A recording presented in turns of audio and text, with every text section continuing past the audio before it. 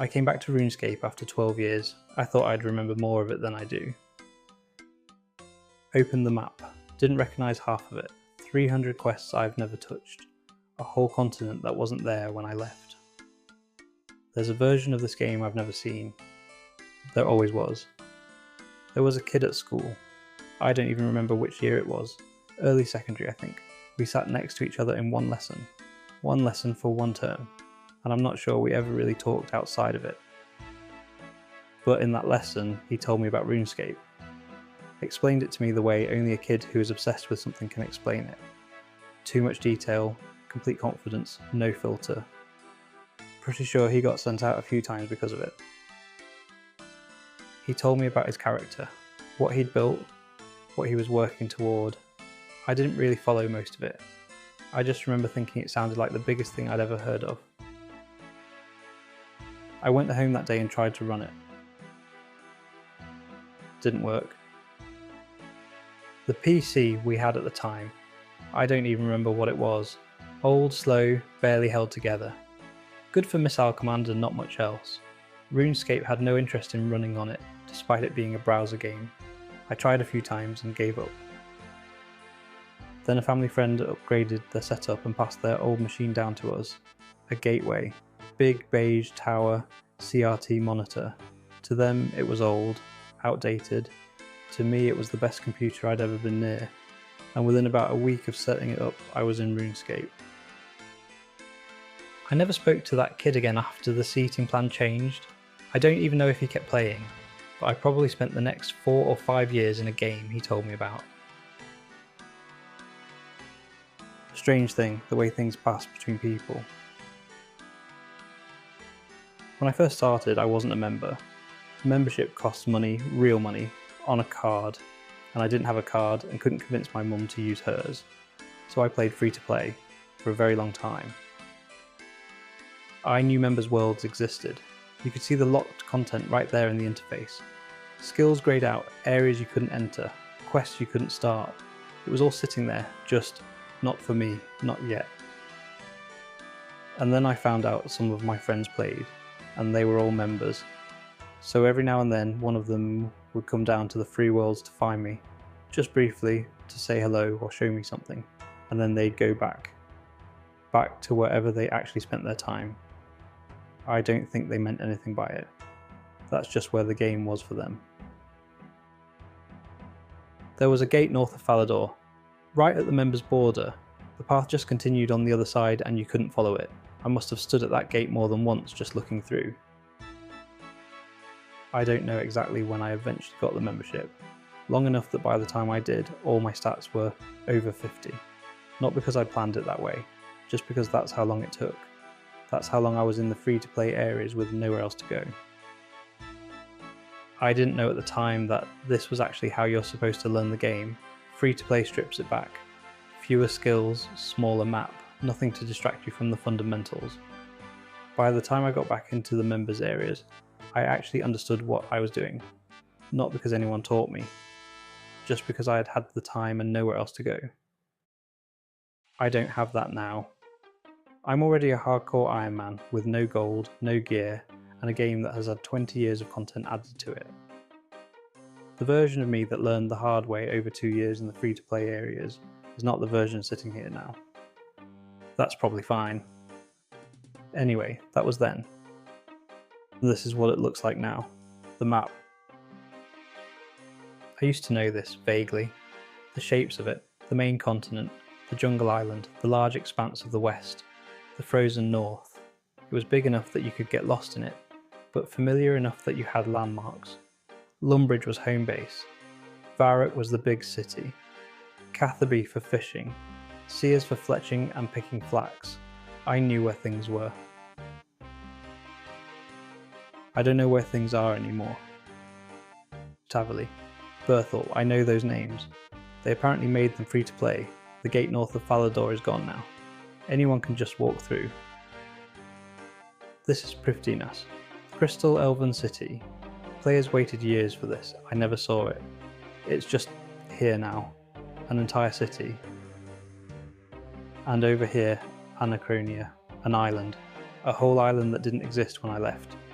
and I hear it's a dinosaur island. There are dinosaurs on it. RuneScape has a dinosaur island now, and I genuinely don't know what that could be like. Havenhithe. This wasn't in the game 1 year ago, let alone 12 years ago. This is the biggest area expansion RuneScape has ever had. A whole new landmass added, and accessible to free players. Back then I felt like I was discovering a world. I didn't feel overwhelmed. I don't know if that's because it was smaller, or because being the kid you just go, you don't stop to take stock. You see something new and you walk toward it. Now I'm looking at a world that grew without me, and I have absolutely no idea where to start. Maybe if I take a look at the quest journal. Okay. Right, so there are a lot of quests. I remember when the 100th quest was a milestone. Recipe for Disaster.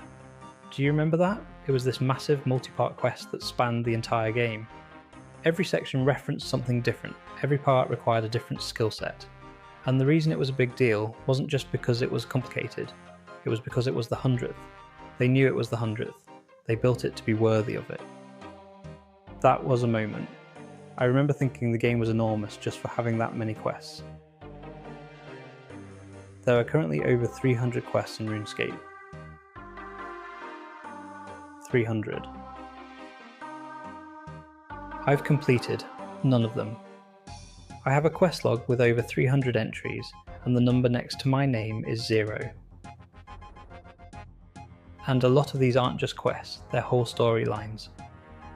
Entire series spanning dozens of hours, some with voice acting, cutscenes, endings. The Elder God storyline, the Zerosian Arc, Majorat. These things have built over a decade into something with genuine narrative weight. That's either exciting or terrifying, and I haven't fully worked out which yet. There's another system I hadn't seen fully before, area achievements. Each area of the game has its own structured list of tasks. Beginner, easy, medium, hard. Lumbridge has its own set. And unlike most of the rest of what I've been looking at today, these are completable. Well, the beginner ones at least.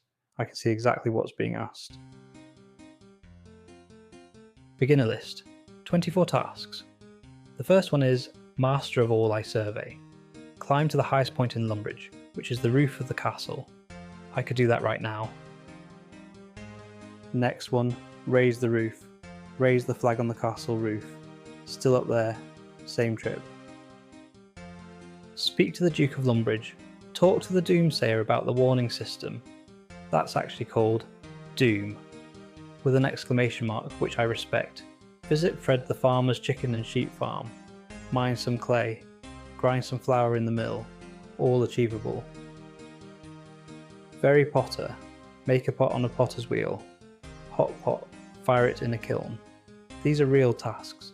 Someone sat down and designed these and put them in the game, and now they're sitting here waiting for me to do them.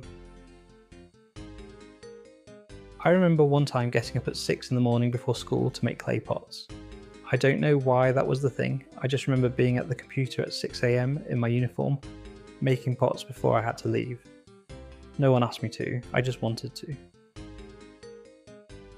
This is the beginner list, these are the first steps, and I can see myself doing every single one of them. None of them require a single skill level. Explorer's Ring 1 at the end of it. Easy tasks are where it starts asking for things. Level 10. Mining, level 25. Fishing, level 20. Smithing.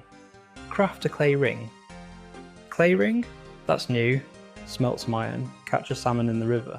These aren't hard, not in the scheme of what this game can ask, but they require actually going out and doing things. Training, earning it. Which is the whole point. This is where I start. Top of the beginner list, work down. Then the easy tasks, one at a time. The rest of the map can wait. 300 quests. A map I don't recognise. A game that grew for 20 years, mostly while I wasn't here. All of it's mine to find. None of it's going to be easy. Good. Let the adventure begin. If you remember what it felt like to stand at that gate, or your first steps in this new world, drop it in the comments. I'll read everyone. Like if you relate, subscribe if you want to see where this journey goes.